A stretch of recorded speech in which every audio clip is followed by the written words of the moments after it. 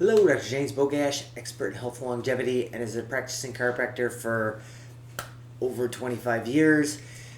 This is a conversation I have often, and that's sleeping surface, sleeping position, and how much it impacts what people come to see me for.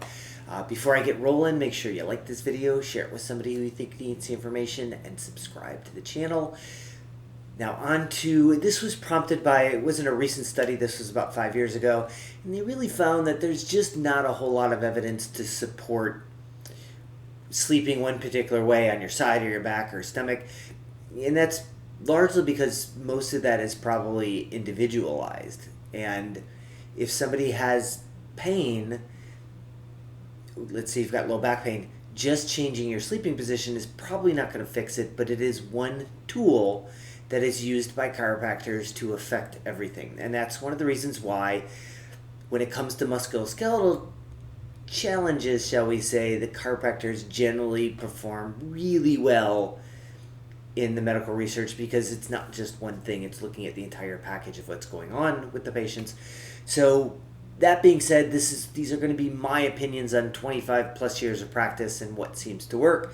And the first thing is sleep surface. And there are lots of 10 years ago, we used to have discussions about how many chemicals we put in the mattress to make them flame retardant.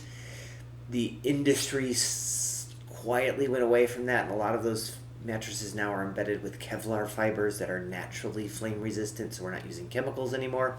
But all very, we've got air mattresses, the old water beds, we have like the viscoelastic foam that have become way more common. There are off-gassing issues with that, so clearly a low VOC mattress is important. But as a generality, patients who are stomach sleepers, and we'll talk about that in a second, do better with a firmer mattress. Side sleepers probably need the softest, and back sleepers, it's a little bit more forgiving on what type of position or what type of surface you're on.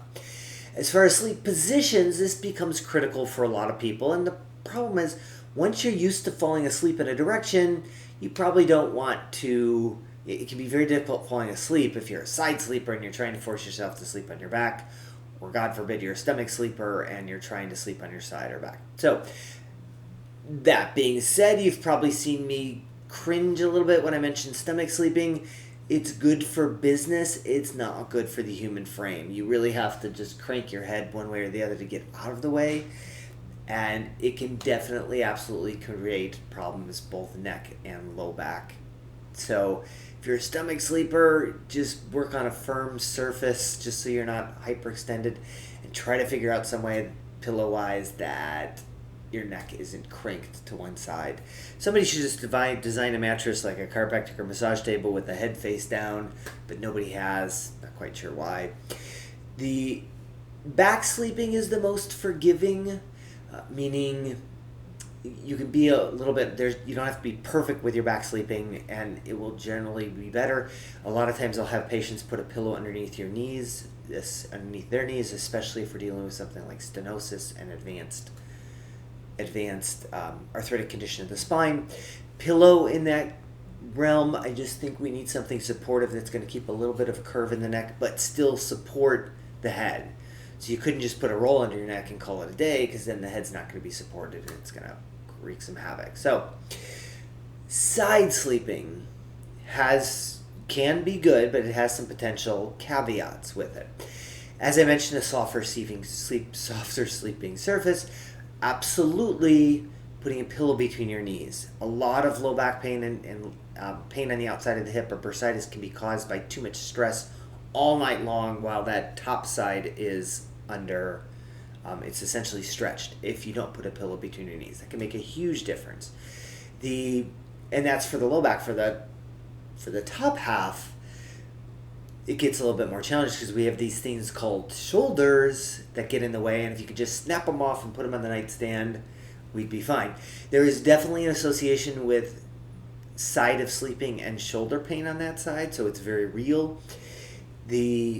first of all, as far as the pillow, I usually recommend, most people have a tendency to go too thin, and so they're crunched up all night long, as opposed to going too big, which makes it stretched all night long. But you really want a thicker pillow that's going to provide some distance between the shoulder and the ear.